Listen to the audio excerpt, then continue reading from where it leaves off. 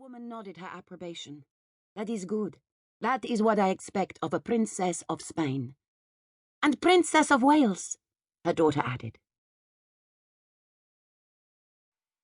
This is me. This little 5-year-old girl, with a face white as marble and blue eyes wide with fear, refusing to tremble, biting my lips so I don't cry out again.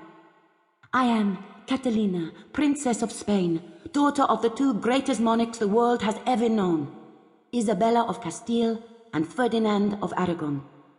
Their names are feared by all the Moors in all the many nations. My parents' names are blessed by the Pope as the finest kings to defend the faith against the might of Islam. And I am their youngest daughter, Catalina, Princess of Wales, and I will be Queen of England. I know that I will be Queen of England because it is God's will, and it is my mother's order. And I believe that God and my mother are generally of the same mind, and their will is always done. In the morning, the campsite outside Granada was a dank mess of smouldering hangings, destroyed tents, heaps of smoky forage, everything destroyed by one candle carelessly set. "We don't retreat," Isabella of Spain ruled. "Your Majesty, we have lost for this season," one of the generals said gently. "We have no tents, we have no shelter. We have been destroyed by ill luck." The little girl watched her mother's serene expression. It never changed. "It is God's will that we fight the Moors. It is God's will that we go forwards. It is not God's will that we go back." The child's father turned his head with a quizzical smile. "The Queen is right," he said. "The Queen is always right."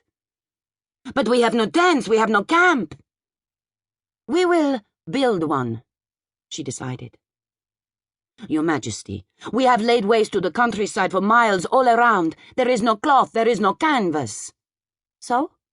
We build in stone. I take it we have stone." The king turned a brief laugh into clearing his throat. "We are surrounded by a plain of arid rocks, my love," he said. "One thing we do have is stone." "Then we will build a city of stone." "It cannot be done." "It will be done," she said. "It is God's will and mine." He nodded. It will be done. And it was. Day after day, week after week, fighting the heat of the spring days and the coldness of the nights, the Christians did the impossible. First, there was a chapel, built in the round like a mosque. Then a small house flat-roofed, inside an Arabic courtyard for the royal family. A dozen stone hovels around them for the greatest lords. Stables for the horses, and stores for the gunpowder, barracks and kitchens, stores and halls. Then there was a little town, built in stone, where once there had been a little camp. They called it Santa Fe. Day by day, the heart went out of the Moors. Their city, Granada, encircled, they were starving in the land that their fathers had made fertile. Promised support from Africa had failed them, and before them were the princes of Spain, Isabella and Ferdinand, with all the power of Christendom behind them, and a Christian crusade gathering pace with the scent of success. Boabdil, the king of Granada, agreed terms of peace, and a few days after, he came down on foot to the iron gates of the city, with the keys to the Alhambra Palace and the Red Fort, on a silken pillow, and handed them over to the King and Queen of Spain in a complete surrender. Dressed in the gorgeous silks of their defeated enemy, glorious as caliphs, the Spanish royal family, glittering with the spoils of Spain, took Granada.